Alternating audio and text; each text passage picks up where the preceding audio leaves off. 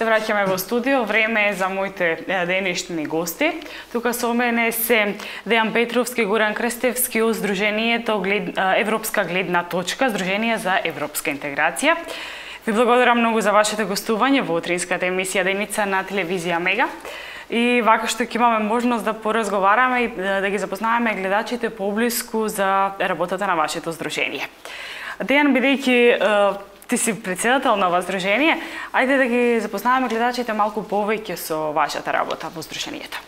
Фала ти за добрата најава, Билјана, и фала ви за добрата соработка која што имаме со вашата телевизија. Како што кажавте, моментално јас сум председател на Европска гледна точка. Европска гледна точка постои речиси 2 години, на 25 февруари правиме точно 2 години од каде што е основана организацијата. Организацијата ја основавме со дел од колегите кои што бевме на факултет, кои што студиравме европски интеграција и менаџирање со европски проекти и дојавме една идеја за практично да го почнеме да го практикуваме тоа што го студираме, да основаме едно здружение за европска интеграција и еве веќе втора година да речеме дека функционираме успешно со оглед на тоа што немаме некое големо искуство, а веќе почнавме со реализирање на некои проекти, веќе имаме и реализирано, но и имаме и тековни проекти кои што сега ги реализираме. Исто така со нас е и Горан Крстевски, кој што помалку е во ова здружение. Како се најде ти тука? Јас се најав на иницијатива на мојот колега. Тој ме инфилтрира внатре во здруженијето да стекнам искуство и понатаму да се стекнам со знаење што ми ги нуди мојот факултет, пошто ние сме студенти на европска интеграција и менаџирање со европски проекти, па точно тоа е нашата струка, да работиме со ваков тип на здружение и да помагаме со проектите да се реализираат и за подобро општество и подобра Македонија.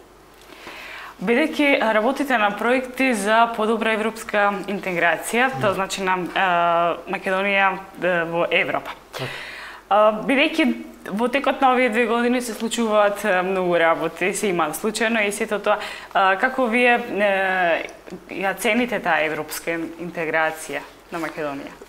Европската интеграција, конкретно на Република Македонија, можеме да кажеме дека е на некој добар пат, меѓутоа тој пат е многу долг и веќе тоа го гледаме изминативе години, но малку се уште сме оптимисти дека сепак ќе стигнеме на целта и реално, според моја гледна точка, сме пред целта на финализирањето на интегрирањето во Европска унија, бидејќи ние веќе ги имаме запазено и сите тие критериуми, стандарди на Европска унија, гледаме во секој поглед да ги задоволиме потребите на Европска унија, нивните барања, ево тек се и нивни контроли, помагање во нашата работа на државата. Исто тука имаме веќе и секретаријат за европски прашања, кој што е државна институција. Тоа е еден добар показател дека Република Македонија е сериозно стреми за успешно интегрирање во Европска унија. Исто така сите други државни институции, па граѓански сектор помагаат колку што можат за успешно исполнување на условите кои што ги бара Европската унија, па затоа сметаме дека Македонија е на добар пат и на вистински пат и очекување која година во наредниве неколку години ќе биде официјализирање на тоа што е веќе почнато претходно. Поводот за ваше гостување во телевизија Мега се вашите проекти кои што треба да се реализираат допрва, соработка со училишта. Ајде малку повеќе за тие проекти, за да им биде и на гледачите малку појасно што работите. Да, значи во моментов Европска гледна точка има 2 тековни проекти кои што ги започнавме во изминатиот период. Првиот проект е поддржан од општина Битола и тоа е на локално ниво, односно ги вклучува сите основни училишта во општина Битола. Поточно генерацијата 8 одделение, кое што сега е 8 одделение, на тој начин што ние како организација организираме едукативни работилници поврзани со Европската унија, исклучително само во 8 одделение, не во цела генерација, туку во од секој клас по неколку ученици кои што самото училиште смета дека има потреба да стекнат некои повеќе знаења за Европската унија.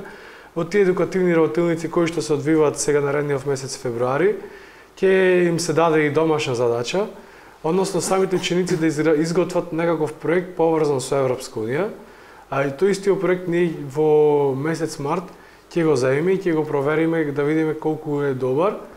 За последниот месец, месец април, да има едукативен квиз, повторно меѓу сите основни училишта во општина Битола. Едукативниот квиз ќе биде поврзан со прашања поврзани со претходната работилница која што ја спроведивме ние како здружение. И од тој генерален квиз од сите училишта ќе има 3 училишта кои што ќе бидат најдобри, кои што ќе одат во финале. Финалето ќе се одржи околу 9 мај, затоа што тоа е денот на Европска унија. На финалето ќе се доделат прво дипломи за прво, второ и трето место од квизот на училиштата кои што ќе освојат. Исто така ќе се доделат и сертификати со училиште прво место со европски вредности, второ и трето место, а тие сертификати ќе се доделат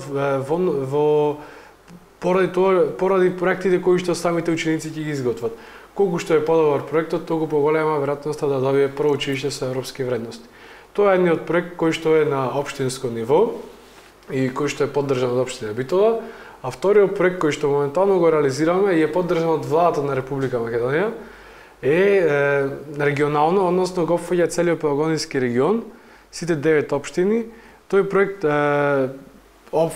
проект се предвидува да реализира 9 трибини поврзани со Европска унија во сите 9 општини во Пелагонски регион. На трибините ќе бидат говорници, експерти кои што се во тоа поле Европска унија.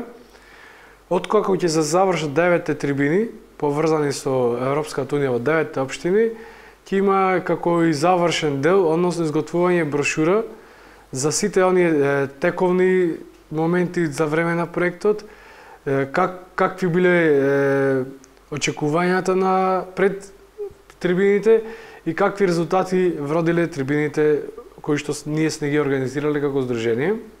И на некој начин ќе добиеме некоја си неофицијална слика каква е ситуацијата на терен и какво е знаењето на граѓаните во однос на темата Европска унија.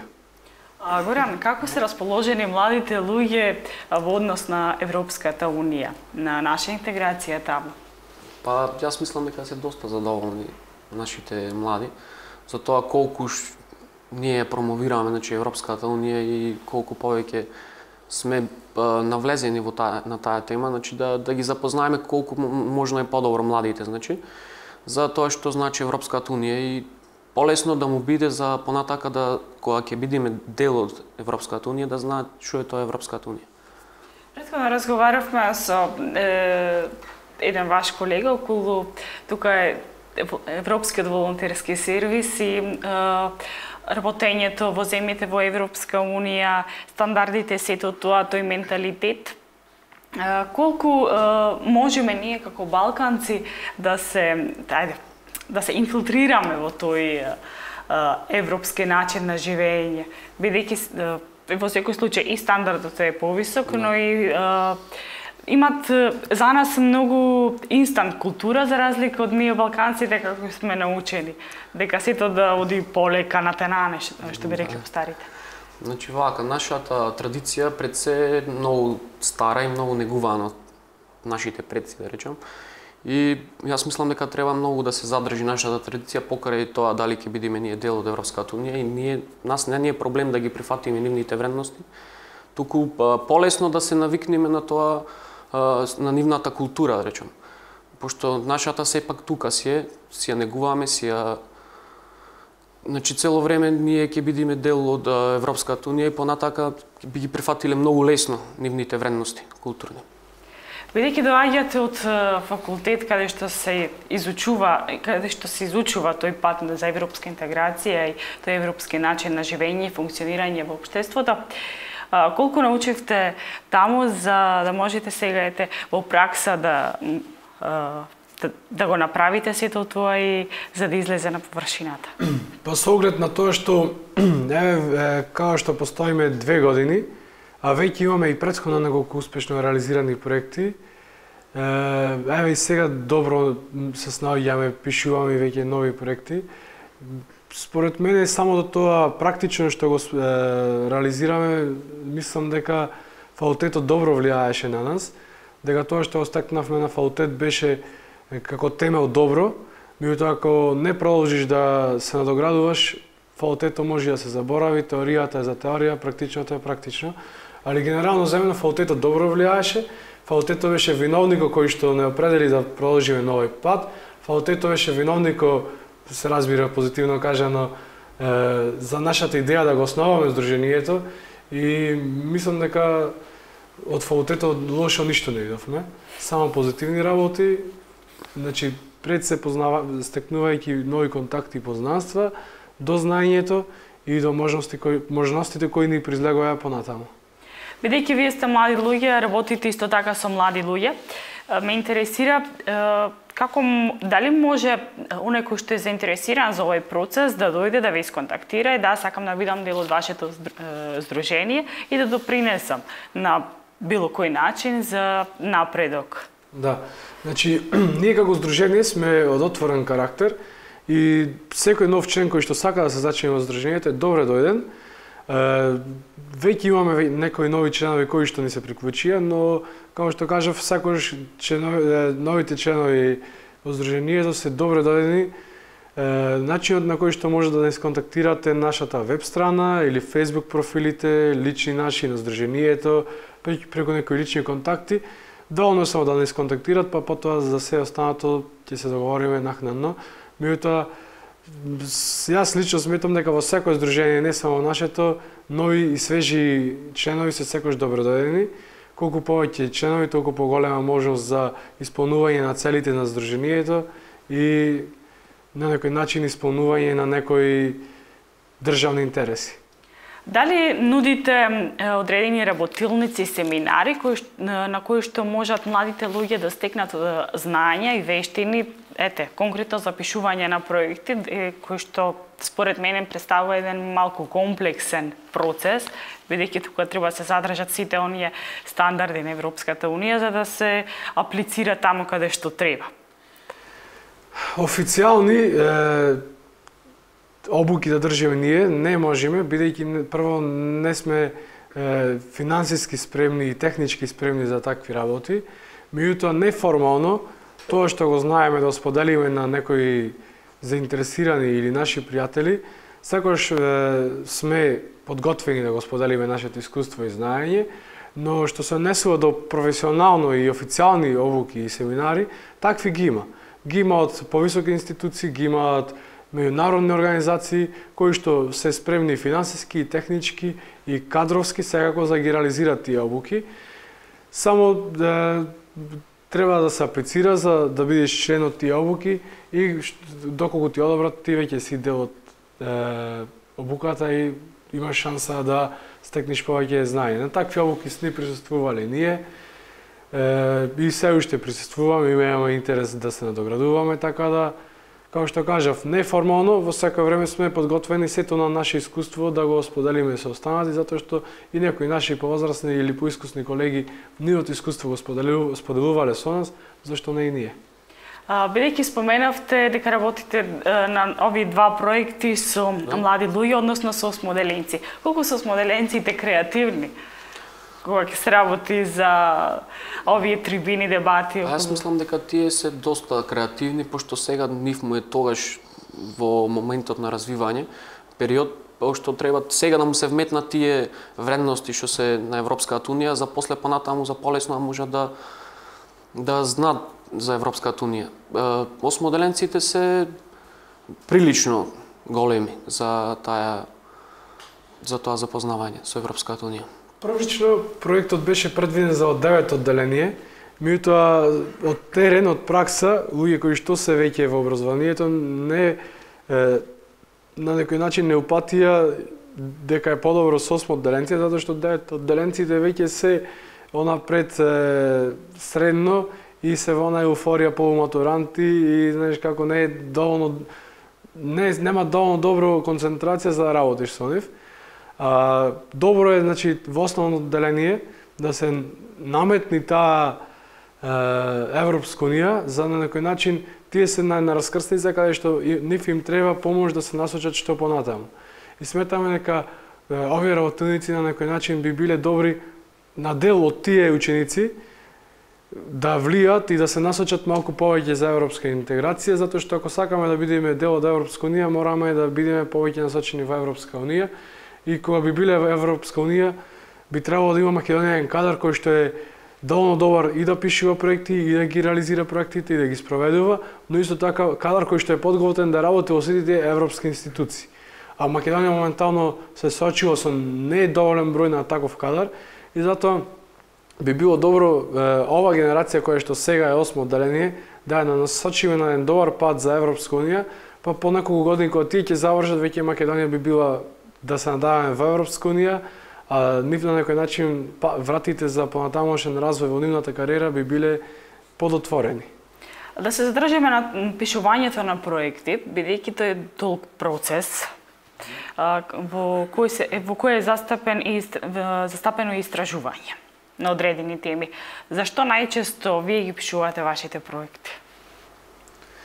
Нашите проекти пред се гледаме да има фател млади, затоа што самите ние сме млади, па затоа гледаме да има фател млади во проектите. Полесна комуникацијата, наш терен е кој што добро го познаваме. Друго би било кога би работеле на некој терен каде што немаме никакви познавања и контакти, би ни било многу потешко. Како што спомнавте и вие, пишувањето проект е на некој начин новинарска работа, затоа што пред да го пишувате еден проект морате добро да се подготвите самите себе си, доволно добро да го истражувате, да анализирате ризици, позитивни, негативни страни. Едноставно, пред самото аплицирање на проект, вие веќе треба да имате идејата јасна и гласна. Вие кога ќе почнете со проектот, пишување проектот, веќе да го имате добро анализирано, истражување и да точно да знаете што сакате. Кога ќе седнете да го пишувате на хартија или електронска форма проектот, мора сето тоа добро да е подготвено за да не ви го вратат проектот.